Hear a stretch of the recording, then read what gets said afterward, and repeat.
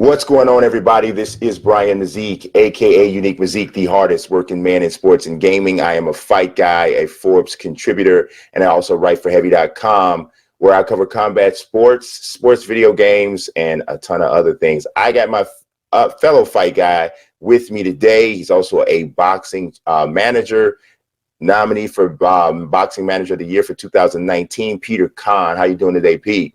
Brian, I'm doing great. How are you doing? I'm doing great. We are powered by Fight TV and also presented by Bet Online.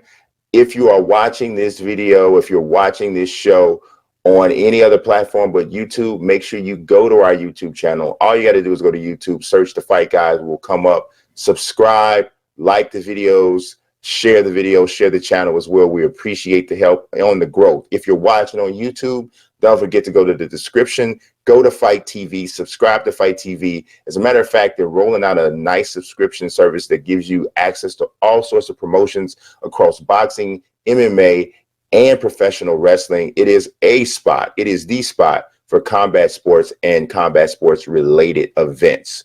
So this is going to be a pretty tight show. We have a nice special guest that is going to come on. And when I say special guest, I'm going to use 3 words just to kind of give you a prep: Hall of Fame. So I'm just letting you know that's where we're going to go. That's the level we're competing on right now. So let's get into it. It is round 1. And let me start off by saying you and Andreas Hale did an excellent preview of WrestleMania 36 that was over the weekend, which was originally going to be in front of a live audience in Florida. And with, you know, the coronavirus and everything that's going on with this pandemic, ended up being a studio show, the first ever time that WrestleMania had been confined to a studio performance. So round 1 is really, I want to know your thoughts. You guys had a lot of criticism going in, and I want your take on what took place over the weekend. Well, honestly, I take almost all of it back. I take almost all of the criticism back because I was thoroughly entertained, I would say, for 2 days. I'm a hardcore wrestling fan, been a wrestling fan ever since I was a kid. It's funny how wrestling goes and how people's fandom goes from a wrestling perspective. Because when you're a kid, you generally start off, maybe for the first year or 2 that you're a wrestling fan, you think it's real.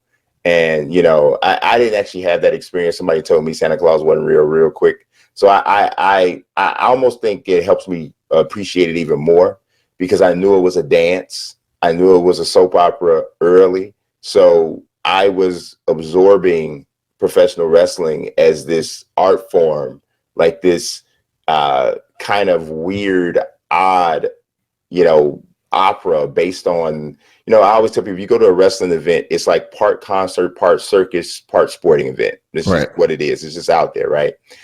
And I feel like part of that experience was not present because of the way WrestleMania 36 had to come about, with no fans, and it had to be filmed in the Performance Center. In some ways, for me, that made it even cooler. And I know not a lot of people will necessarily have this experience, but I've been to the Performance Center several times. So as they went into certain backstage areas, I was like, oh man, I remember I was there. I stood right there or whatever. So that a bit of familiarity made it even cooler. I think that and this was something that I told you, I think in our last show, and we were talking about boxing. I think that there is obviously a difference when you're putting on an event that's supposed to be live and supposed to have fans, but you have to do it and you have to ride almost purely on the presentation. I feel that WWE did a really good job of accentuating some of the presentation aspects. The 2 biggest highlights of the entire 2-day event was the Boneyard match with Undertaker and AJ Styles, because it was literally shot in a graveyard, like it was an actual television show, like you were watching a fight scene from, like, I don't know, like Sons of Anarchy or something. That was how it was shot. And I thought that was a brilliant way to approach this situation, because it's the Undertaker. He's synonymous with WrestleMania. You knew you had to make this a big moment. And that's exactly what they did, finding a way to work. To me, that's what art really is. It's like taking whatever your materials and your medium is, and it's creating an expression. And this particular year, there's no crowd. So the crowd's not a part of your canvas. It's not a part of your materials. There's no, large venue. So that's not a part of your materials or your canvas. But here's what you do have. You have this top-notch production company. You guys can go to a secluded area. You have the physical talents of these two gentlemen. And then you're also, because of the power of editing, they're able to remove some of the things that may have been bad. Like Undertaker is older now, and his matches are a little rough to watch because he's older now. But through the power of the way they presented it, you were able to hide so much of that. And you were able to live in that whole persona rather than seeing the reality of who he is now. And I thought that was outstanding. The other one was the Firefly Funhouse match with John Cena and The Fiend Bray Wyatt. It really wasn't a wrestling match as it was an ode to lifelong professional wrestling fans. There was so much nostalgia. There was so much throwback. There was so much just like, if you have been a wrestling fan for decades, this is for you, because we're going to give you so many moments that are going to make you go, oh my, look at that.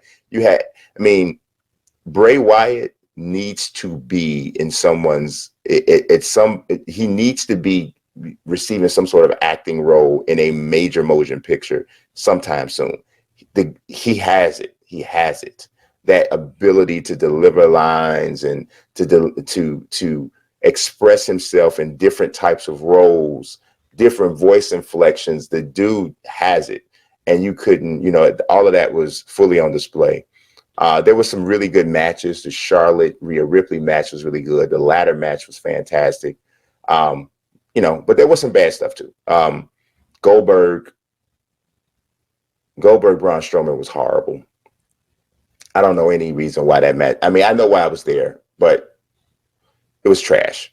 I love Drew McIntyre, and I love Braun Strowman. So I love the fact that Braun Strowman won. I just wish it had come in a different way. I love Drew McIntyre, and I'm glad he went over against Brock Lesnar. But the match was poorly done, and I thought that the Firefly Funhouse should have been the main event. But overall, I would still say I was pleased with the show. So do you think that they're onto something as far as, they were able to pretty much switch gears? They were able to find a solution to keeping WrestleMania alive. And like I said, you and Andreas basically tag team this in advance, and really, like you said, now you take it all back. But how do you feel about some of the storylines and narratives that unfolded moving forward, in that environment, aside from the production? Well, I'm going to tell you, I don't think Andreas would take it back as much as I would. I was just kind of following how Andreas was kind of evaluating the show. And there were some things he really liked, but he didn't like as much of it as I did. So right. I don't know that he would take it all back. But in terms of how they'll deal with the storylines moving forward, I really don't know. I don't think that this is something that they can't get past this no crowd situation forever, because their whole product isn't set up to function that way. Yes, they can make some tweaks here and there, and yes, they can do some different stuff, but there's so many limitations to the way they normally do things. I think they're set up to operate on a very temporary basis in this way, where they can still kind of entertain people.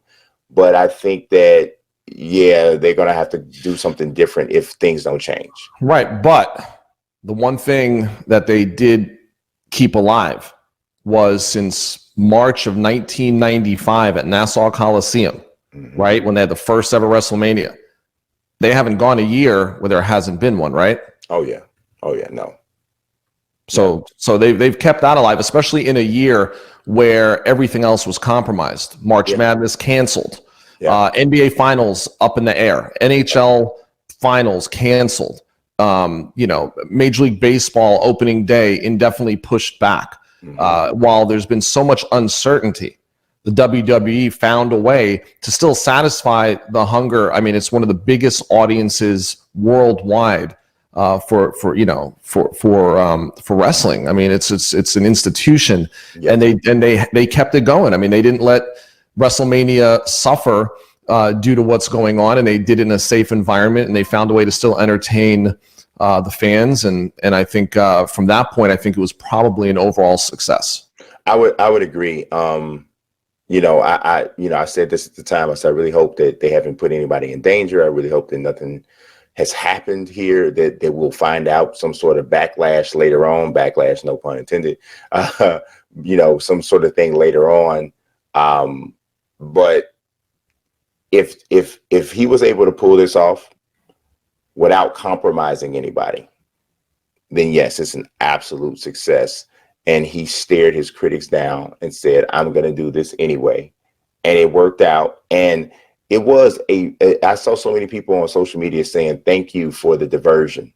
Thank you for giving us something to watch and to be entertained for 8 hours over the course of 2 days. That kind of took our minds off of all of the stuff that was going on. And for them to deliver such strong segments like the Boneyard match and the Firefly Funhouse match, I mean, that was pure entertainment television. Like, my daughter is a huge Black Mirror fan, and she likened the Firefly Funhouse to an episode of the Black Mirror. I mean, it was relatable. It was done well. I mean, the one thing that no other promotion can compete with the WWE, and hardcore wrestling fans will give the WWE a hard time for formulaic storylines and Vince being out of touch with humanity and all of that. But the one thing that you can say about the WWE is that their production level is like head and shoulders above the other wrestling promotions, and they utilize that strength very well. Does it bother you that afterwards, it had come out in a number of stories that they had gone in and reshot and edited based on people missing marks or things not being perfect? Does that matter to you, or does just the final product really what matters? It doesn't matter to me at all. There are some wrestling fans who really care about that. That doesn't bother me at all. I would be totally fine with I would be totally fine with a wrestling product that was all pre-recorded, that we didn't know any of the results, and we got a chance to watch it literally the same way people sit down and they watch episodes of the Ozarks, and watch episodes of whatever TV show it is that they love. It's just called Ozark, by the way. I'm saying Ozark, whatever. Yeah, I'm just saying. It's not the Ozarks. Whatever. Just pointing it out. Well, whatever. They would, because it's not it's not the Ozark, right? So you watch when Breaking Bad was on, you watch whatever episode of that, you just watch it. And yes, you already know this has been shot probably 8 to 10 months ago, and you're just seeing it now for the first time. I would be totally fine with that. I know a lot of wrestling fans who are not that way. But to me, it's about the story. It's about the show. It's about the show of athleticism. You're still going to see the athleticism. Because there are going to be times where people are going to hit marks perfectly the first time or the second or third time. But if it's the first time I saw it, it still looks like it's the first time as long as they hit it properly. So I don't mind that. But one thing people realize about wrestling fans, if they don't know it already, especially this generation of wrestling fans, they believe that they are the show. They think that they are the ones that should be able to dictate the storylines. They believe they're the ones that should be able to shape the entire program. And maybe it's because I come from a different era of professional wrestling that I don't feel that way. To me, it's almost like you go to a movie and you watch the movie, and the person that you wanted to prevail in the story doesn't prevail. And at the end of the movie, you stand up and yell and go, "Oh, that sucks. I can't believe you wrote him in to survive. He should have died. We're boycotting this." That's literally what people are doing. It's like, bro, it's his story. He wrote it. He's going to win. You can not like it, but you shouldn't be protesting until you get the person that you want to win the win. Like, it's ridiculous. But listen, I mean, and there is a segment of the audience that is that, like myself, when I was 10 years old and my father took me and my brother to Madison Square Garden, and I'm seeing for the first time live, not just on television, Jimmy Superfly Snuka on the top rope. Yeah. And seeing that athleticism in person and seeing that where I thought it was 100% real. So there's a segment of that audience still that doesn't know that it's, necessarily fake or scripted or however you want to put it. You know what I'm saying? There's still that fantasy and that excitement for a portion of the fans. Yeah, I think I would say 95% of people who watch wrestling now know that it's not real. Most of them know that it's not. I mean, you find a kid every once in a while that but for the most part, it's evolved and changed though. It definitely is. It was called kayfabe. So majority of wrestling fans were under kayfabe. 25, 30 years ago. We didn't know. But we didn't have the internet. We didn't have the communication and the extent of what we have now, obviously. Right. So that's pretty much done. But every once in a while, man, you'll talk to a wrestler. If you do an interview, you talk to a wrestler who absolutely refuses to break character. Like, you don't get that as much as you used to. But every once in a while, you'll get somebody who's like, nah, I'm staying in character today. Brian, I told you the first time that I took my kids, that I have some friends at WWE, and I took my kids, a few years ago to their first ever show. Now, my oldest knows, and my youngest was really too little to really understand, but my middle one was probably, I don't know, maybe like 7 years old at the time. And he never seen this before. And the first match comes out, we're in the front row right there. He turns around and goes, someone's going to get killed here. I told you about that. Yeah. Like he was so, you're okay with this, Dad? Yeah, I had to pull him. I was like, you're embarrassing me. Like I had to pull him aside and say, listen, it's not real. But, but look, that whole first time experience, and now obviously it's different than it was back then, but meaning when I was younger, and for people that really are such a big world out there, and there's still people that are being introduced to it on a daily basis. Yes, for sure. But yeah, it was I thought they did a really good job with what they had to work with. So yeah, I mean, it was really, I guess that's all you can. I guess that's really all that you can and can ask of a promoter, to do the best job with what they have to work with. When you have tons of resources, you expect a huge show with tons of everything. You have a smaller show with less resources, you make that work, and I felt like that's pretty much what they did. So when they end the round. But I know that there is a parting shot that you had for the end of the round, and it does relate to WWE, but it also kind of crosses over into the boxing realm. So, to your point, I've been following the post WWE, the WrestleMania 36 news, and of course, one of the stories has been that Tyson Fury apparently was supposed to participate originally. But with everything going on, that got scrapped. But then apparently there's some narrative moving forward with him and Drew McIntyre. And I just wanted to get your thoughts on, his involvement moving forward, his recurring involvement in WWE. And do you think that it could end up having eventually a negative effect on his boxing? I think it could have a negative effect on his boxing. But first and foremost, I'll say I hate his involvement in WWE. He's not good at it. He's terrible at it, to be totally honest. What people don't realize is that a person who's a good talker in like real life situations, that doesn't always translate to WWE. So you would think that a guy like Tyson Fury, who's witty and pretty sharp and pretty good with the trash talk and pretty good with just being quotable, you'd think that would translate well to the WWE, but it hasn't. He's looked extremely awkward on the mic. Just tough. Also, the thing about it is that Tyson Fury is obviously a good athlete. He's a heavyweight champion right now, but in a wrestling ring, the things that he does don't look good. They don't look impressive. He's also not trained at it. So while it'll get clicks because he's Tyson Fury, and that's ultimately the point, right? From a from a wrestling fan standpoint, it's like a cheap pop, and you don't really. And the way wrestling fans now are super rebellious, right? If they know that this is what you're doing, at some point, 5,000 to 7,000 people in that arena, even if it's 30,000 people there or 18,000 people there, 5,000 to 7,000 people in there booing him loudly upon sight will ultimately hijack that show.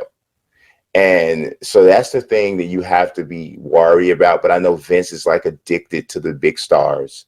And so he'll have just about anybody on there if they have that name. And Tyson Fury's 6'9", he's got the fighting background, so it matches, so to speak. And it's not the first time they've done things with boxers. Floyd Mayweather, Mike Tyson had WWE stints, so it is, it's not Rocky Balboa. Yeah, right. It's not totally unheard of. I just think it's trash, and I don't want to see it. I also think that it's horrible. But you're going to see it. Oh yeah. I mean, because he's already done the thing with Braun Strowman. So it didn't look good. The thing where he didn't look, it was for him to not have been trained, right? The match with Braun Strowman wasn't as bad as it could have been, but it certainly wasn't anything that would say, oh, you know what? I really want to see Tyson Fury back in the wrestling ring again. No, it wasn't. It wasn't that at all. But do you think it helps bring some fans from WWE to boxing program, even if they just dislike him so much, to hope that he loses? I don't know. No. The thing about wrestling fans, if you're just talking about it, so if you got a wrestling fan. Well, I mean, you could understand why Top Rank and ESPN likes the idea of Tyson Fury participating in WWE. You're opening him up to millions of other people who might not know who he is. That can watch him box. And it adds to his overall stardom. That's overall. It just because the more your name is mentioned, the better from this whole standpoint. And I get it. Wrestling fans are weird, man. You got some wrestling fans. So are you weird? Yeah. But I'm a different type of wrestling fan because I'm a sports fan. Probably first, more so. Before I was a wrestling fan, I was a sports fan. There are a lot of wrestling fans who don't actually like sports. They like wrestling. There's a lot that are that way, right? Right. I get that, though. You know what I mean? So it's like they're not gonna sit down and watch sport, but they will watch wrestling 3 times a week. You know what I mean? They're not. So that's because the athleticism and the actual wrestling is just a part of it. They love the storyline. They love the bigger than life characters. Yes. They love the sensationalism. They love that. They love the acting. They love the heroes and the heels. They love all of that. Yes. And I get that. Yes. So that's why I'm saying it doesn't necessarily translate to, you're going to get more boxing. You're going to get more WWE people watching boxing. No. No.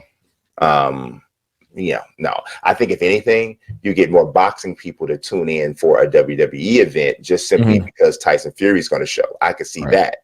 But the other way around, I don't know that it's going to work. The other reason is because I think it drastically cheapens Drew McIntyre's title reign. Like, Drew McIntyre has waited over a decade to get to the point where he's got the world championship put on him.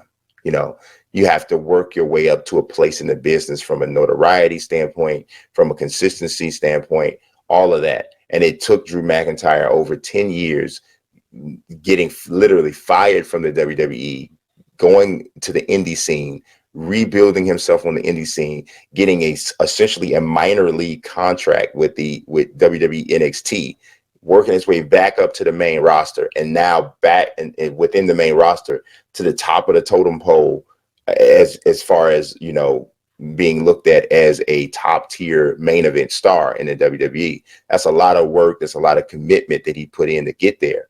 And now, immediately after he beats Brock Lesnar, you throw his name in a hat with Tyson Fury. The dude's not even a wrestler. That's trash to me. So did Conor McGregor cheapen boxing by fighting Floyd Mayweather, or was it the second largest event ever? It was the second largest event ever, for sure. But like most people will tell you, most boxing people will tell you, And they hated the fight. But they watched it. But they watched it. They watched it. Right. They watched it. And if Tyson Fury participating in WWE could bring more eyeballs to both sports, then it's a success. Yeah. Even if you hate it. Yeah, I 100% agree, and I understand, and I know that is how things work. I know that is Common. One of my favorite rappers has a line in a song. It's on the One Day It All Makes Sense album, I believe it is, or is it for like? I think it might be like Water for Chocolate. But he says, "If I don't like it, I don't like it. It don't mean that I'm hating." And that's pretty much what it is. He's essentially talking about a lot of things in hip hop that are super popular, that are blowing up. But as a hardcore hip hop fan, he's standing back and watching. He's like, I don't like it. I'm not hating on these guys right. doing what they're doing and succeeding, but I don't like it. And Drew McIntyre, Tyson Fury, I don't like. Fair enough. All right, it's time for Between the Rounds. And I'm going to shift gears a bit. We're going to talk about the UFC. There's a lot of information, a lot of news happening with the UFC. UFC 249 is reportedly going to go on as scheduled on April 18th. The biggest variable here and the most unknown thing here, it's not unknown at this point, it's unconfirmed. Where is the event going to take place? For the most part, everybody who is anybody, and from a MMA publication standpoint, is saying that it's going to take place at the Tachi Palace in Lemoore, California.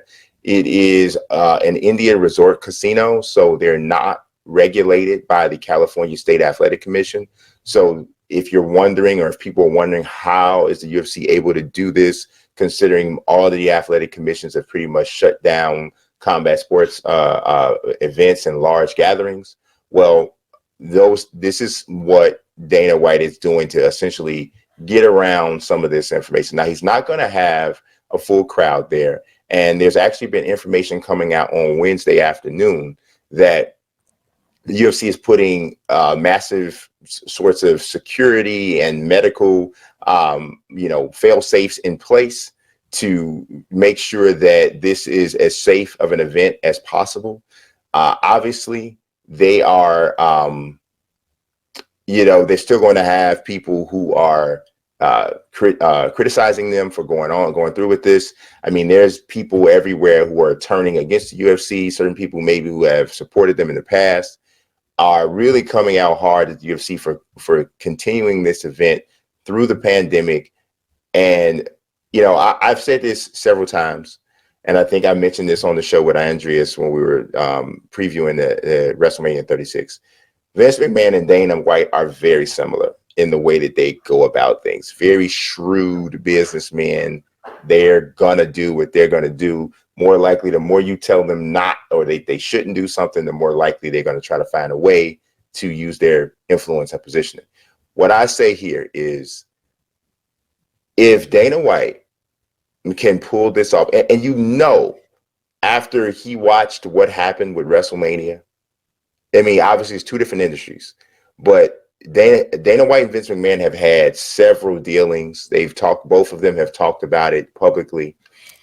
After he watched how WrestleMania went over and how it was overwhelming, like we mentioned today, a success, it probably served as some level of motivation for him, or I shouldn't say motivation, but encouragement or validation for him that, I can go through with my events. And as a matter of fact, I'm going to do this. I'm going to do that. I'm going to do this. There's nothing quite like the inspiration that you get from somebody who you consider to be a like-minded person who's in a similar position.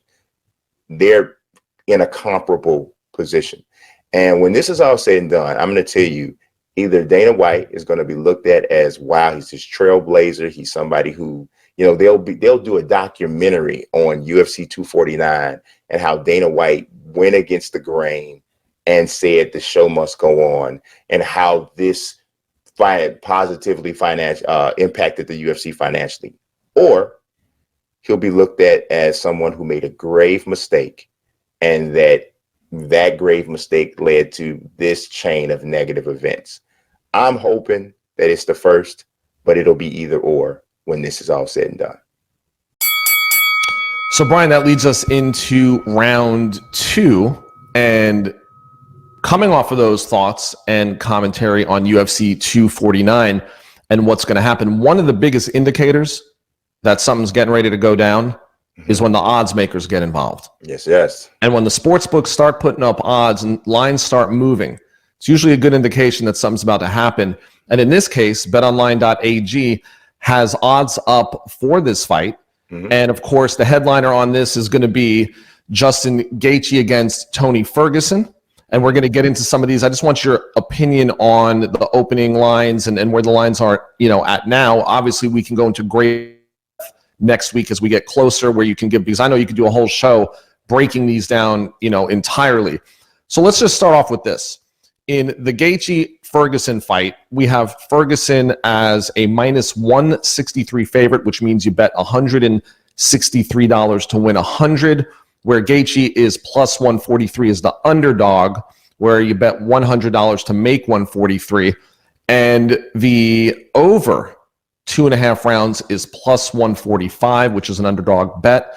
And of course, the under 2.5 minus 175, which is the biggest disparity out of all of that right now. So they have Ferguson minus 163 to win, and under 2.5 rounds minus 175. Bet 175 to win 100. Conventional wisdom says that Ferguson stops Gaethje under 2.5. What are your thoughts?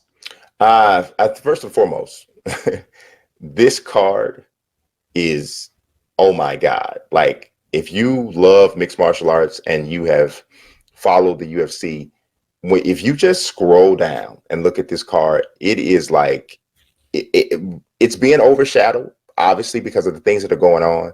But this card, top to bottom, is amazing, right? So it should also be mentioned that obviously Justin Gaethje is in here taking this fight because Khabib Nurmagomedov was stuck in Russia and couldn't make the trip over. This is totally insane. This is now the 5th time that Nurmagomedov, Tony Ferguson, has been made and will not happen. Can't get out of Russia. Well, it's not that. It's been injuries. Right. One or the other one has been injured, been sick. Something has happened. The last time this fight was signed, they were at the press conference, like the fight week, and Tony Ferguson fell and tore his ACL backstage, tripping over a mic wire. So maybe there are better odds that need to be put forth if this fight will ever actually happen in 2020. At some point, that those odds will probably be made, but I know that they just got to be beyond frustrated about this. But back to the odds on this particular fight, I think it's very interesting because there's so much going on here, so much you have to factor in. They're fighters at the end of the day, and a lot of this stuff is about routine. There's absolutely nobody who can say that their routine has not been interrupted in this situation. Everybody's routine has been interrupted. So there's no way to know. And at the end of the day, I think that could ultimately be one of the biggest issues with this whole business of keeping things going with the UFC is, are we really going to be seeing fighters at their best? And I think at the end of the day, I think a lot of fans from a very surface level, they're like, oh, I just want to see Justin Gaethje. I just want to see Conor McGregor. I just want to see Tony Ferguson. I just want to see Amanda Nunes. I just want to see Weili Zhang. That's all. I just want to see them. But that's probably not really what you just want to see, because they're not video game characters that every time you boot it up, they're at 100% health. They're human beings. And if they don't have the proper training camps and setup, you're not seeing the person that you really have become accustomed to seeing. So that's the thing I'm worrying about. And that's, to me, how I wonder how these odds are going to play out. These odds are based on who these guys and girls usually are. But now we got Justin Gaethje coming in as a late replacement. Okay.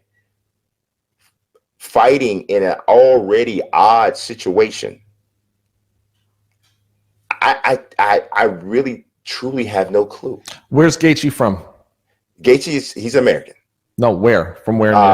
Where is I found out. It's important. It's important, and I'll tell you why I say that. And these are things that he is from Arizona.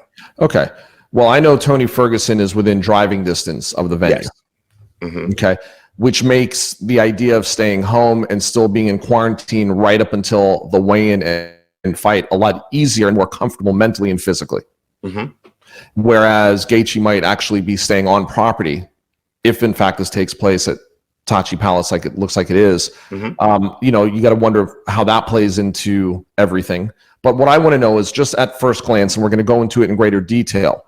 Like I said, minus 175 that this thing doesn't go over 2.5 rounds. Ferguson, the minus 163 favorite. Gaethje plus 143 underdog. What's your first look at this? Well, also it should be mentioned that Justin Gaethje trains out of Colorado, so just to throw that out there. But my first look at this is I understand why Ferguson is the favorite. Justin Gaethje takes a lot of shots. He absorbs a lot of punishment. He generally is, I mean, the dude's recuperative powers is like something just totally different. So I understand though why, you know, people have forgotten how good Tony is because of the injuries and being out and stuff like. Tony is a monster, you know, and Justin Gaethje is they call him the human highlight for a reason, but Justin Gaethje has a tendency to take a lot of shots. And because of that, you tend to go with the more accurate striker. You tend to go with the person whose game seems to be the most diverse. Tony Ferguson is so unorthodox, and he can entry into grappling situations from so many different angles, so many different things. He's going to throw all kinds of different stuff at you. He's also extremely resilient. Has an like seemingly bottomless, you know, the stamina tank. Is just, I understand. So I would lean towards Tony Ferguson, assuming all things are going to be on some level of what we expect from right. So Tony Ferguson, you're picking to win at minus 163, which is, you know, he is the favorite. But what I'm saying to you is this: when we know, look, Line.ag has the lines for every single fight on this card. Is a stat card. So you can visit betonline.ag, you can see all the lines, and one of the things that I'm pointing out to you is that we always talk about line value and the importance and the role that line value plays. Minus 175 is not the best line value if you're looking for something to go, in this case, I believe I said that it's under 2.5 rounds is minus 175, which means that there's an overwhelming idea that the odds makers are saying that this fight doesn't last more than 2.5 rounds. So what I'm saying to you is over 2.5 rounds at plus 145 a more probable look in your eyes, or do the odds makers know something we don't know? I kind of like over 2.5 rounds because of how difficult it is to stop Justin Gaethje. I kind of like that. But Tony's a wild man. And you know, so I don't know, but I do like, I think that one is the more value pick, because I can imagine Tony beating Justin up for, you know, for more than 2.5 rounds, getting a third round stoppage, or even getting a decision victory in a bloody fight. So another fight on this card that is of interest to you, that betonline.ag also has odds for, and they have odds for every single fight on this card, is Jessica Andrade against Rose Namajunas. Namajunas. Namajunas. And they have Namajunas, pardon me. Sorry about that. So Rose Namajunas, they have at minus 205, an overwhelming favorite to win this fight, where Andrade is plus 175, under 2.5 rounds plus 160. So you bet 100 to win 160, over 2.5 rounds minus 200. So I guess the conventional wisdom here and thinking of the odds makers is that Namajunas is going to win a decision. So, or not necessarily a decision, but that it's going to go beyond 2.5 rounds. What's your take on that fight? It's interesting because it is a rematch, and Jessica Andrade defeated Rose Namajunas by KO the first time that they fought. So it's a very interesting fight, an interesting line. But if you saw the fight, then you know why Rose is still favored, because she was essentially piecing Jessica Andrade up for the entire fight. I mean, just tagging. Her boxing is far and away ahead of Jessica Andrade. Jessica Andrade won the fight on pure savage power out of the clinch. Rose had a game plan for chasing the Kimura anytime Jessica Andrade got to a point where she was shooting and going for a single leg, and it was working the first 2 times. But the last time she did it, she got slammed and dropped directly on her head and knocked out cold immediately on the drop. So it is absolutely an interesting fight because you want to see which fighter has been able to make the adjustments. Because at this point, both of them are coming off of a loss. Jessica Andrade just lost the UFC Women's Strawweight title to Weili Zhang in her last fight, and Rose Namajunas lost her last fight to Jessica Andrade and has been on the shelf for a while. So you don't know which Rose Namajunas you're going to get. She's talked about walking away from the fight game. You don't know how she's going to be mentally. From a physical standpoint, I would say she would seemingly have the edge, but it's hard to determine. That's why I'm looking at a lot of these odds, and I'm really wondering, this could really stimulate a lot of bets going on underdogs here, even more so than normal, because there's so many factors to consider, and not knowing, what state people are going to show up in the fight and so on and so forth. So I would still lean towards Namajunas, but would I be shocked if Andrade won? No. So one other fight that's of interest, which has odds set out here, would be Rozenstruik and Ngannou. And I'm curious as to on that. Ngannou minus 260, overwhelming favorite, with Rozenstruik at plus 220. As we expressed on the favorite, minus 260 means you bet 100 to win 260. As betonline.ag has for the underdog at plus 220. If you bet on Rozenstruik, you bet 100 to win 220. They have under 1.5 rounds, plus 130, over 1.5 rounds, minus 160. What's your take there? It's interesting because a lot of times you see these two big, humongous, strong heavyweights who have unquestioned one-punch knockout power. Rozenstruik deleted Alistair Overeem's lip. I mean, one of the most graphic, nasty post-punch injuries I've ever seen in my life. And he was losing the entire fight up until the last literally 15 seconds of the fight. Ngannou also savagely knocked out Overeem and several other people. His punching power is at this point legendary in the UFC. But the weird thing that happens a lot of times when you get two guys like this, especially in the UFC, you expect, and everybody comes, oh, this is not going to last longer than 60 seconds. Oh, this won't last longer than 80 seconds. Mm-hmm. But a lot of times the guys come out and they respect the other person's power so much that you get a really low action fight.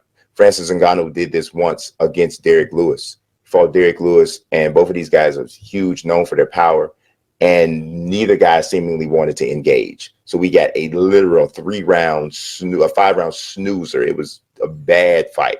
And so you wonder if you see something like that again. For this particular fight, Rozenstruik doesn't want to lose. He's on a meteoric rise. Ngannou wants a title shot badly. Another shot, he had a shot against Stipe Miocic. Ground game and stamina was not up to par. He ended up losing that fight. He's waiting to get the shot again. He's been made to wait while Cormier and Miocic go through what looks like is going to be a trilogy. So he's been kind of put on the back burner. He knows he cannot afford to lose. There's a lot at stake for both of these guys. So does Ngannou fight cautiously again against another guy who he knows can really, really crack? And does Rozenstruik fight tentative as well against somebody who he knows also can delete him with one shot? So I'm a little weird with this one, especially with Ngannou being such a heavy favorite. Mm-hmm. He has a size advantage. He's longer. He's more experienced. We've seen more of him. We've seen him, consistently beat better competition, I would say. I lean towards him. I do lean towards him here. I lean towards him a little heavier than I would in some of the other ones, because I think for the bigger guys, I think changing up their routine in the way that they fight won't be as consequential as it'll be for the smaller guys and some of the ladies. So because I think they're traditionally bringing the same type of game plan, the same type of thing, cutting weight generally isn't going to be as big of a thing for them, because as long as they're not 265, over 265, they're fine. So I think the lines are a little truer here. So I would go with Ngannou. But how? Under or over 1.5? Is it going to be cautious, or is it going to be bombs away? That's all I want to know from an odds perspective. You know what? I think that I would say that Ngannou is going to be intelligently aggressive. Okay, so you're not answering my question. Are we going under 1.5 or over 1.5? I would go over 1.5. All right, so over 1.5 is minus 160, which is obviously, that's the favorite from the odds perspective, where you would bet 160 to earn 100. So look, I just wanted to touch on some of those. We'll get into greater detail. You can visit betonline.ag to see the full card, see the odds. They have both the sides and the totals, which means who you feel is going to win, who you think is going to lose, the total rounds, and you can visit them. But next week we'll do a more complete breakdown of the odds and who Brian thinks is going to win. So a couple of days ago, a fighter that I manage, and I'm not going to say who. I'll let that unfold in the coming weeks as a decision is made. He let me know that he had basically parted ways with his current trainer after 2 failed world title fights in 2019. Could give you somewhat of a hint if you know the fighters I manage. And he then was asking my opinion, as he was basically saying, who do you think I should work with? He has he's working with PBC right now, and he has a fight once we get past this lined up. And he said, this is what I was thinking, and who do you think? And it got me back to thinking again about, do fighters make trainers, or do trainers make fighters? And what I mean by that is there are a lot of brand name trainers out there that deserve that recognition because they've done some good work, like Freddie Roach, Robert Garcia, Buddy McGirt, Abel Sanchez, and I'm probably leaving out a bunch of others that have consistently had success over the years. I'm not talking about guys that have only had success with one fighter recently. If you go back, Alton Murchison, the only guy that he trained was Roy Jones Jr. and Derek Gainer, because he was friends with Roy. And they all were from Pensacola. Or Derek James, who really has done this primarily with Errol Spence Jr., right? Yes, Roger Mayweather might be the exception, although I don't remember who else he had success with outside of Floyd. But the point I'm making is it the trainer or the fighter ultimately? And the reason I had been thinking about this more so is, look, I manage a lot of fighters, and I see value in so many trainers because from my perspective, the trainer's job is twofold. One, it is to prepare the fighter for the opponent they're fighting. Make sure that they show up during fight week ready to fight. The second part is being able to make adjustments during the fight, being the eyes for the fighter who might not see certain things, being able to help that fighter adjust in between rounds. And so, I leave that question. I would love to see what some of our viewers think in the comments, in the chat. Do fighters make trainers, or do trainers make fighters? Well, I think it would be awesome to bring in someone who has actually been in both situations as a world-class fighter and who is now a world-class trainer. So at this time, Hall of Famer. And we have boxing Hall of Famer, former world champion, outstanding trainer, James Buddy McGirt on the line with us. How you doing today, buddy? I'm great, thank you. All right, it's a pleasure having you. So, Buddy, I just did a rant. Basically, I'll catch you up really quickly. I managed a fighter, I'm not going to name names right now, who parted ways with his trainer after two failed world title attempts. And he's now in that mode where he's looking to bring on a new trainer, and he had run some ideas by me and sent some names, and I had made some suggestions to him, one of which included you. And And basically what I want to know, and you know, this is like that age-old question, do trainers make fighters or do fighters make trainers? And for the people that are watching, the fans that are watching, you've had success as a world champion, as a fighter, and then you've helped fighters like Arturo Gatti and Antonio Tarver, Kovalev. Yeah, I mean, you've been able to take guys, recalibrate them in a sense, and have a lot of success. So I want to hear your answer as a world champion and as a trainer of world champions. Do fighters make trainers, or do trainers make fighters? I think that basically, in all honesty, it depends on the fighter and depends on the trainer. Perfect example, a promoter said to me one day, and it made sense. He said, buddy, everyone's ranting and raving about this guy being a great trainer. He's not a great trainer. He just happened to have good fighters. Now, on the flip side, you get a guy, say like Robbie Garcia, who gets guys that are CB level, but are able to compete at the A level. So, you know, Robbie was able to bring that out of them. You know what I mean? And the trainer that the promoter mentioned to me, when he said that to me, I watched the fighters. The fighters didn't get better. They were the same. They probably was in better shape than they were, but nothing about them changed. So, you know, it's like 6 in one hand, half a dozen in the other. That's interesting. Yeah, you know what? I kind of think I'm inclined to really agree with you, buddy, because it feels like it's certain fighters who really, really need a trainer, right? They need a trainer more than other fighters do, and you'll see, or they may get to a certain part of their career where they might have gone as far as they can go with one particular group or one particular setting. And then they'll find this relationship with a trainer that opens up a whole nother level. Like, to me, I think I saw that with Kovalev with you, especially when he came back and fought Eliter Alvarez in the rematch. There were some things that he had gotten away from, and getting back with you, he got back to those things. And even we saw a little bit of it through the first 5 or 6 rounds against Canelo when he was having some success. So I think like that's an example. I think a lot of it, thank you, but I think a lot of it has to do with communication. Yeah. You know what I mean? I think what's hurting today is that people today think that if a guy can do mitts, he's a trainer. They go, wow, you see how good he does the mitts? Well, that's good because the mitts are choreography. You know what I mean? You telling the guy what to throw and you prepared, you ready for it. He's ready for it. You know what I mean? So I've seen guys do mitts, and then when they got off the mitts, I said, okay, tell me one thing you learned on that. I mean, what did you learn? Absolutely nothing. You know what I mean? Now, if you take the mitts and you take time to teach the guy, then it's different.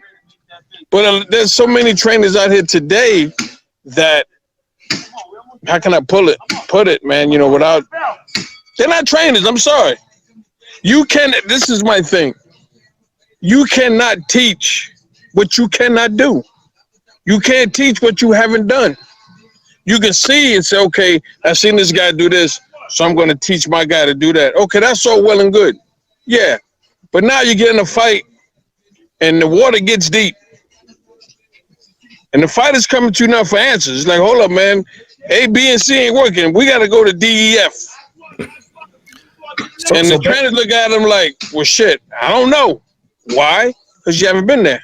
So basically, you're saying something that I've been saying a lot recently, because, you know, I manage a lot of fighters. I'm always evaluating situations and seeing what's going on in a lot of these fights. And so obviously your practical experience and your understanding of what you are seeing, not only out of your own fighter, but out of the opponent as the fight's going on, because it's a fluid thing of fight.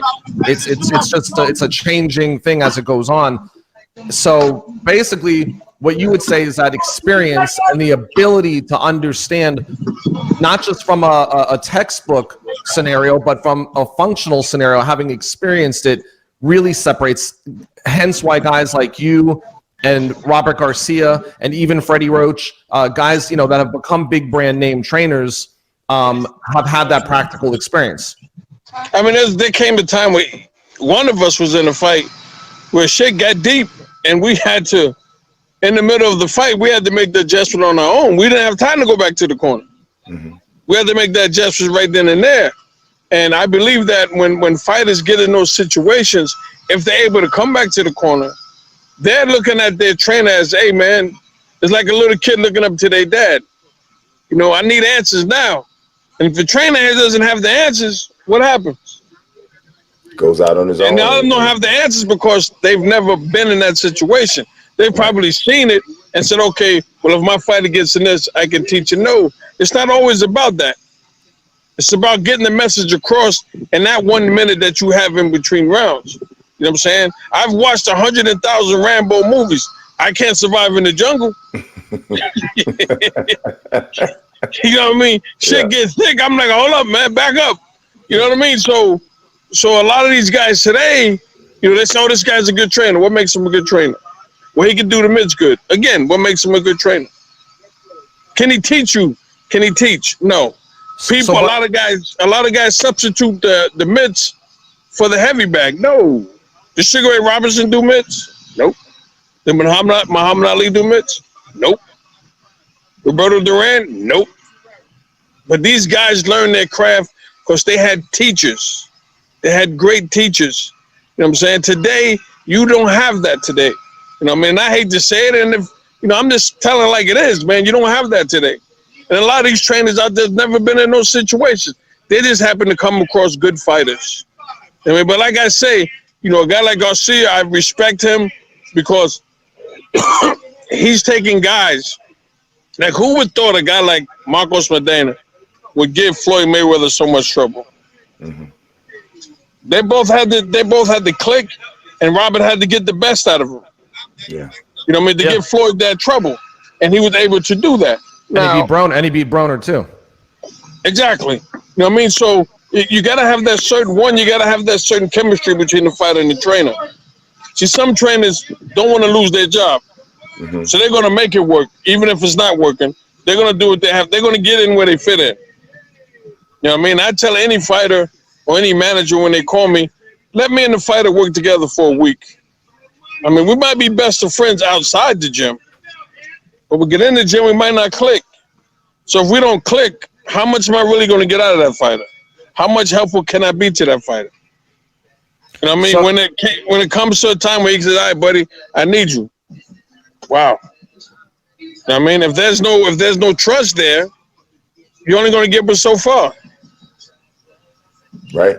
Yeah. What would you say the biggest asset right now, as far as, you know, you and Kovalev, despite the loss to Canelo, he was doing well up until he got stopped. He looked good in the yard fight.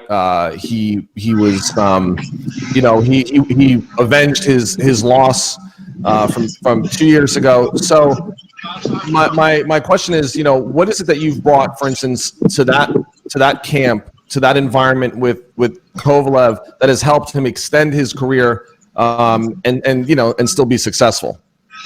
It's all about communication. You know what I mean? He's 36 years old, 37 years old. So I can't train him like he's 25, 26. So I got to use common sense. So sometimes in the gym, I see him getting to a certain point. That's it. And he looks at me like, what? Tomorrow's another day. I mean, you know, but you said no. I never tell a guy how many rounds they go on when they walk in the gym. Mm-hmm. Why? Because you never know what you're gonna get when they come that day. Some guys might come in the gym and look like $1 million. So then after 3 or 4 rounds, you gotta send that guy home. Hey, James, your weights. Your weights. Got the family working over there. Yeah, my son. I'm sorry about that. No, and so it's all about communication. You know what I mean? And me and him, you know, we have that communication. You know, I get that with every fighter. We got to have that communication. I mean, there's going to be days a fighter's going to come to the gym and he's not going to be vibing it. He's going to say, hey, coach, I'm not feeling it today. I'm like, okay, well, let's just do 4 rounds. And then what happens after 4 rounds? They say, coach, I got 2 more in me. All right, let's take it 1 round at a time. And before you know it, you got 7 rounds out of them. Mm-hmm. But meanwhile, that's what I wanted from the beginning. But I made them think, hey, You did this on your own. Now their mindset is totally different when they leave the gym. I mean, it's more than just being a trainer, man. You got to be a psychiatrist, psychologist, mother, father, sister, brother. You got to be everything with these guys, man. There's some fighters, you know, Georgie Benton told me one day, he goes, buddy, there's some fighters you can curse at, some fighters you can't curse at. Some fighters you can yell at, some fighters you can't yell at. I mean, you have to get to know that fighter. You got to study your fighter every day. Each and every fighter, you got to study them, their body language. It's a lot of work, man. It's a lot of work. A lot of people don't realize it. You know, I had a guy fight not too long ago. We're in the fight. We ain't got a chance of hell of winning. None whatsoever. I mean, I could have put 2 baseball bats in his hand. It wasn't happening. So I said, hey, man, I said, I want you to go out this round and let it all hang out. I mean, if nothing happens now, I'm stopping it. Yeah. He went out and he didn't have nothing to let it all out. And when he came back, he goes, I'm okay. No, you're not. That's it. Yeah. You know what I mean? You're down on every scorecard. Yeah. You know what I'm saying? And you got 4 more rounds. So why am I going to sit there and you're here and this guy's picking up speed. He putting his foot on the gas and it looks like you putting your foot on the brakes. You got to stop it. You know, most guys, oh, man, you should let the fight go on. Why? Have you ever been in that situation? No. So then shut up. Right. See, you know what I mean? I know my guy today. Hey, it's not always our day. Yeah. You know what I'm saying? And when it's not your day, the sad part about it is we can't call for backup. We can't get second string in there or, you know, the 3rd string or the 4th string. We got to take that ass whooping as a man that day. Yeah, but So if you got a chance to say, hey, man, I'm going to save my fighter, save him. You know, and it's a paradigm shift that has to take place in boxing where it has to be okay for a fighter to lose and come back. And what happened along the way is, you know, losses became death sentences for promoters. A guy would lose, they get rid of him. And what it would do is it would change the way that guys fight. It would change the way that guys accepted certain fights because they wanted to navigate, you know, trying to sidestep and avoid anything that could potentially give him a loss because that could put him right at the back of the line. And I think that's changing again. I think the promoters and the fans are becoming more acceptable, more accepting of losses and understanding that if a guy, you know, puts up a good fight, you can bring him up. And I think that's one of the benefits that we've seen with Al Heyman and PBC is that guys can lose. They could look good, make entertaining fights, and come back and still, you know, still make a living and still even have an opportunity to fight for a world title. Exactly. I mean, listen, Freddie Pendleton did not have the best record. Oh, I know. But if he touched you with that right hand, you was going to sleep. Right. You know what I mean? He had over 20-some losses. But, you know what I mean? But if he touched you on the chin, yeah, good night, Irene. Yeah. You know what I mean? I mean, listen, the problem with boxing today is people think that because the guy's undefeated, he's the best. No, that's not necessarily true because all the great ones lost. Sugar Ray Robinson lost. You know what I mean? Then he went on the 90-fight win streak. People don't know that because as the great Roger Mayweather would used to say, God bless him, people don't know shit about boxing. Right. You know what I mean? This is the only sport. Floyd told me the same thing. This is the only sport. This is what kills me. This is the only sport where a guy can hang around the gym for 6 months, learn how to do the mitts, and become a trainer because why? He's going to train the fighter for less than anybody else. And it might be a good fighter. And they may, oh, wow, man, this guy's a hell of a trainer. Okay, let's see what happens now when it gets thick in there. When the fighter gets in a situation, and excuse my language, but the shit gets thick, and you're like, wow, hey, coach, what do I do? And he just look at you like, I don't know. You know what I mean? So, I mean, there's so much, man, that boxing is missing today. You know what I mean? To me, there's not that many great trainers and teachers left in the game, man. It's not because everyone's so focused on doing the mitts.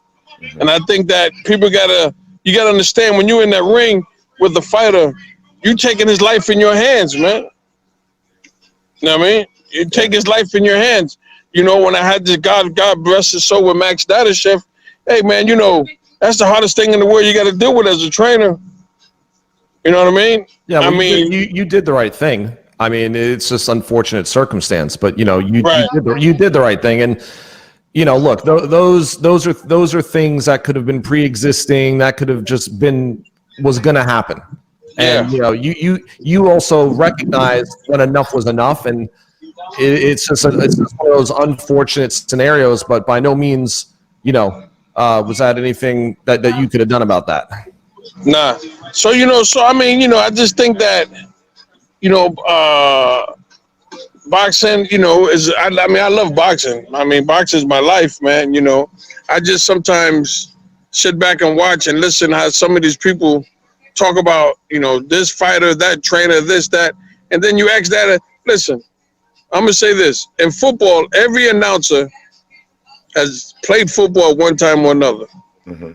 In basketball, every announcer has either played basketball. Same with any other sport. Boxing, how many announcers today has had a fight? Thank you. But they say this guy's an expert. How the hell is he an expert? By just watching, that makes him an expert? Has he been in the ring? Has he been in the trenches? No. Now, you can get a football player that has been there. He can understand. He can relate. But you get some of these announcers, you know what I mean, that's never had a fight in their life. So, buddy, commentating boxing, it's like, well, as an argument to that, I agree with you. Okay, there's something about practical experience, right? Bill Belichick was never a star player in football, but he did play football, right? But he ended up becoming this great coach. Phil Jackson was a good basketball player, right? Ended up becoming an unbelievable coach. Not everyone that played at a high... Bill Fitch is a Hall of Fame NBA coach, and he never played hardly at all. The difference is that boxing is unforgiving. Mm-hmm. These other sports, you play, you lose a couple of games, you play a whole season, you win some game. Boxing, it's very unforgiving. And so, there's more of a spotlight on, and it's less regulated.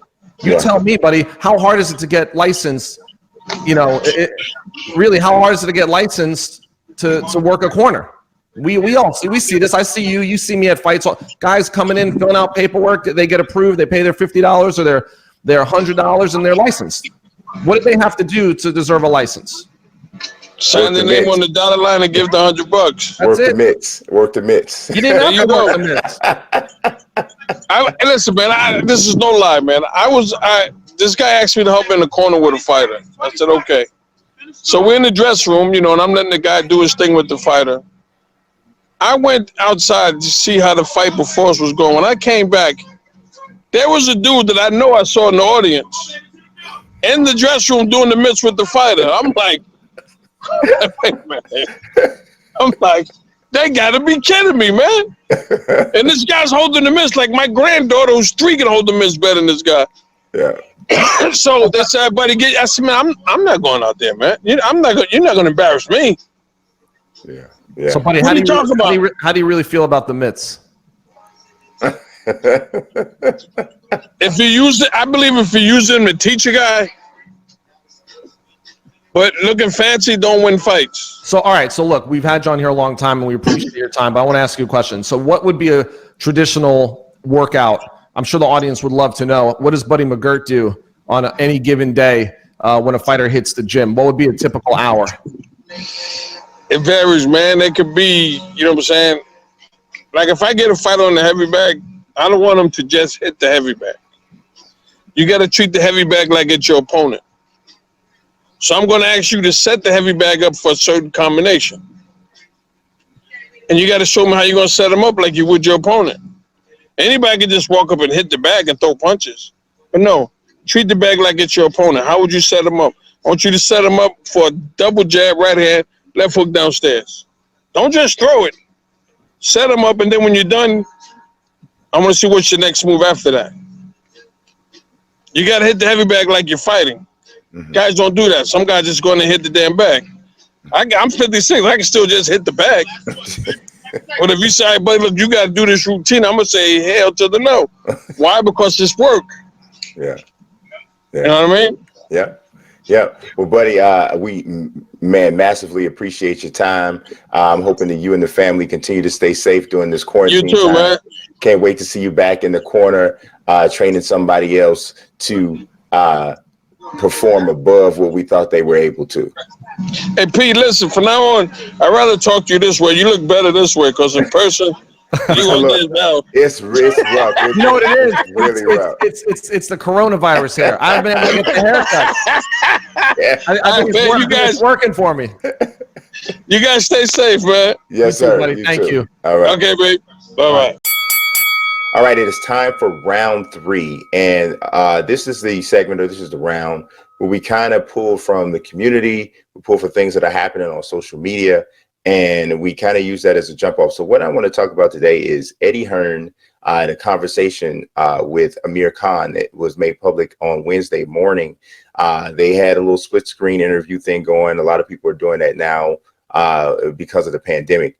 And Amir Khan touched on a few different subjects, but one of the ones that I thought was very interesting is that he talked about how social media can be a distraction for young fighters. So Peter, for someone like you who has young fighters in his stable, Xander Zayas, Amir Imam is still considered a young fighter, Trinidad Vargas, all these other people who are in your stable. Talk to me a little bit about the potential distraction of social media for a young fighter.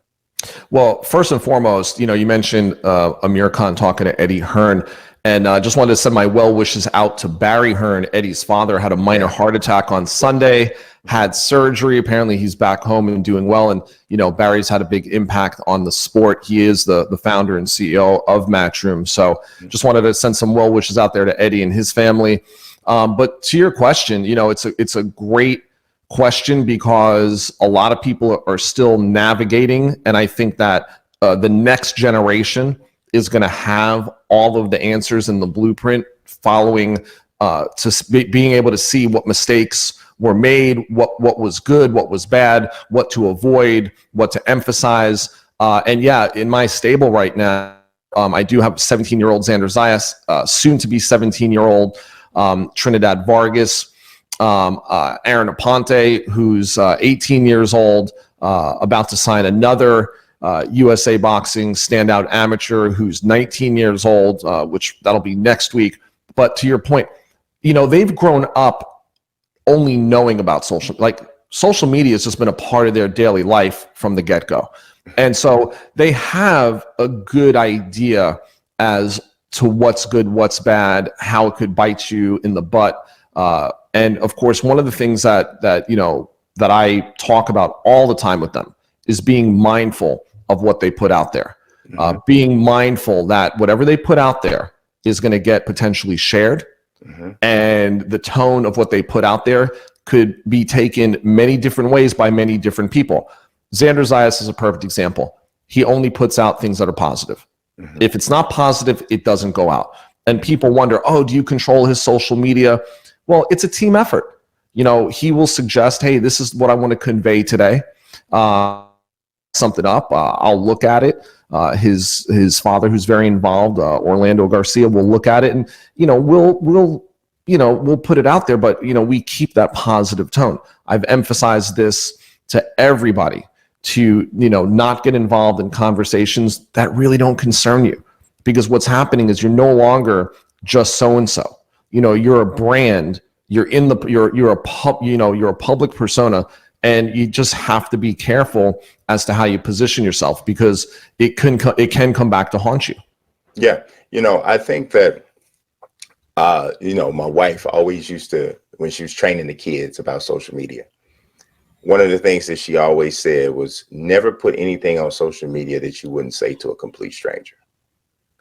And I found that to be a really strong piece of advice just across the board for people with social media, because essentially, like you said, as soon as you put it out there, it's out there to the world. And the more prominent you are, the more people it's going to reach immediately. So if what you're saying isn't something that you would just literally walk up to just any human being on the street and say, it's probably not something that you would want to put on social media because of whatever the potential ramifications are for that, whether it be you're getting too personal and letting somebody know something about you that you don't want everyone to know, or whether it's you in a really bad situation, or you're in a bad mindset right now, and what you say right now at this moment may not be the way you would want somebody to see you moving forward. So it's just about that decision making. Unfortunately, young people, the frontal lobe, the portion of the brain that makes those decisions on what's right and what's wrong, sometimes is not fully developed, and sometimes they push send when they shouldn't. And it's not just fighters; it's just people. Period. Right. People make these mistakes. I mean, so I think that but more so of kind of what Amir was talking about, I think, is when it comes to like matchmaking and calling fighters out and getting charged up because of and getting emotional, so to speak, because of what another fighter is saying to you on social media, that sort of thing. I felt like he might have been kind of leaning in that direction a little bit with his comments and what he was talking about, because so much of that right now, like we're getting fights that are being discussed. Like, obviously fighters can say whatever they want to say until the promoters are talking, it doesn't matter. Right. But we're seeing a lot of fights get traction with the public based off of back and forth on Twitter, back and forth on Instagram. So, and that's part of the uncharted territory. Mm-hmm. Back in the day, it was up to the promoters' narrative of two fighters that would. Now what's happening is the fighters are putting it out there. Mm-hmm. They're gauging the public's temperature and appetite. Yes. Then they're acting on it one way or another. So in that case, it's been a great tool. And you and I have talked about it in this week's show on Monday, how Ryan Garcia, Gervonta Davis, and Devin Haney, I mean, it's just like, it's like a Royal Rumble right now on Twitter. Like everyone's calling each other out. I'm going to do this. I'm going to do that. Posting screenshots of this guy texting me. So they create so much drama online, and to see what that interest is. Yeah. And then the public weighs in, and then the public gets into a big discussion. It creates a conversation. Then, like for instance, when Gervonta was on with us and he said regarding Ryan Garcia, it's already done. It's already written. Yeah. Well, I texted Eric Gomez and I said, is this done? He said, we haven't even spoken to Mayweather Promotions. He goes, but it's a fight we're interested in. Yeah. So, social media in that regard can help promoters sift through what's of interest and what's not of interest. And it also helps to kind of determine who's a bigger draw in some ways. I mean, now social media statistics are being looked at in that way. I mean, you're a fighter, you have 1 million followers on Instagram, 1 million followers on Twitter. That says something about your reach to a very important demographic. Right. And we'll take it a step further. So the following base is one metric. The most important metric is engagement. Engagement, yeah. All right, now it is time for the championship rounds. This is our second championship round. Our first championship round, I'm so happy to have had Buddy McGirt on to talk about the dilemma of whether or not fighters make trainers or vice versa. But now we're going to go back a little bit to what we talked about with the UFC. Dana White, this decision that he's making, how he's moving forward, what sort of impact. And I'm really interested in hearing what you had to say about that, Peter. So, I've had time to marinate on this, right? Just to take in everything and to just look at the whole situation, look what people are talking about, how they're viewing this whole thing. And because I think that Dana White's been unfairly criticized and vilified for wanting to still provide entertainment during, this pandemic. And I'll say, because when this whole thing started, originally Top Rank was going to shift gears and have the Shakur Stevenson fight and the Michael Conlan fight within that same week in basically Madison Square Garden with no audience. That was what they were going to do. Now, of course, we didn't know the extent of the virus, and there weren't these shelter in place and stay at home orders. And as the cases and deaths have, continued to grow in the United States, obviously this has kind of moved kind of fast. But we saw the WWE be able to, in what we believe, put on a 2-day event over the course of, like you said, 8+ hours of entertainment at low risk or no risk to the participants. And so, what really is the problem if they can figure out a way to provide a safe environment to then provide entertainment, get sports back up and running, especially with a card that is as exciting as you've expressed and as many fans have expressed as UFC 249.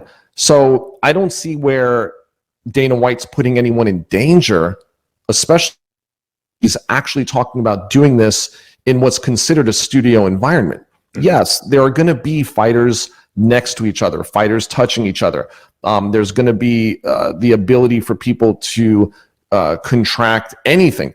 But if they're doing the proper testing, which I'm sure they're going to do, if they're creating as an environment as they can, at the end of the day, they're going to be able to provide entertainment, keep the economy moving, which has come to a halt. Okay, keep people working. I mean, you know how many boxers right now, if you called them up at the top level, championship level, you said, you're defending your title on such and such date, no audience on a private island. You know how many people's hands would be raised, say, I'm in, where do I go? When do we go? Mm-hmm.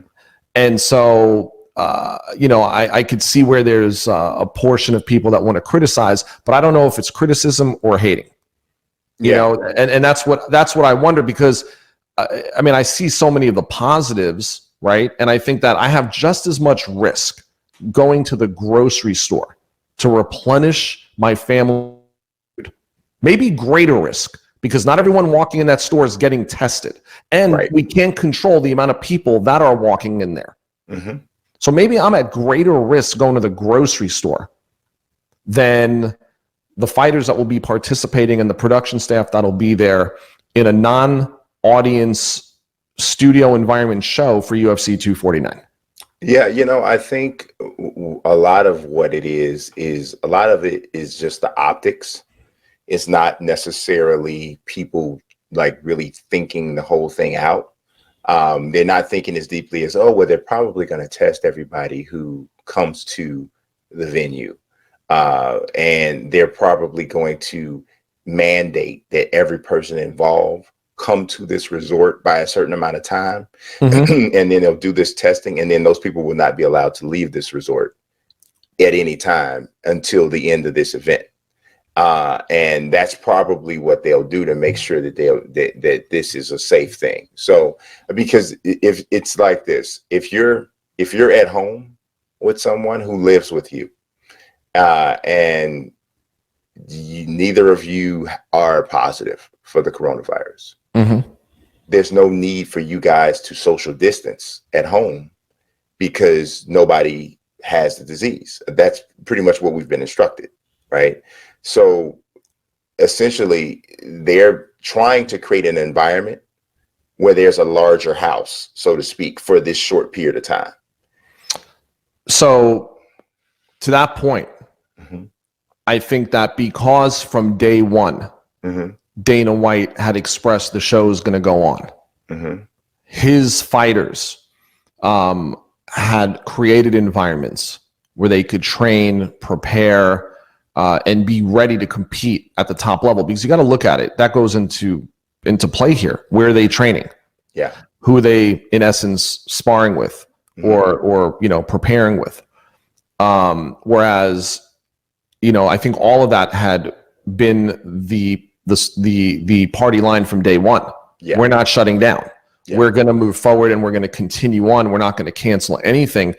So if this comes off successfully, even if boxing were to say, yes, we're going to follow in those footsteps immediately, it's still not as feasible because fighters in boxing need to be in the proper environment to train. They need to be sparring for a certain amount of time, and it's so hard to control. Yeah. It's so hard to control.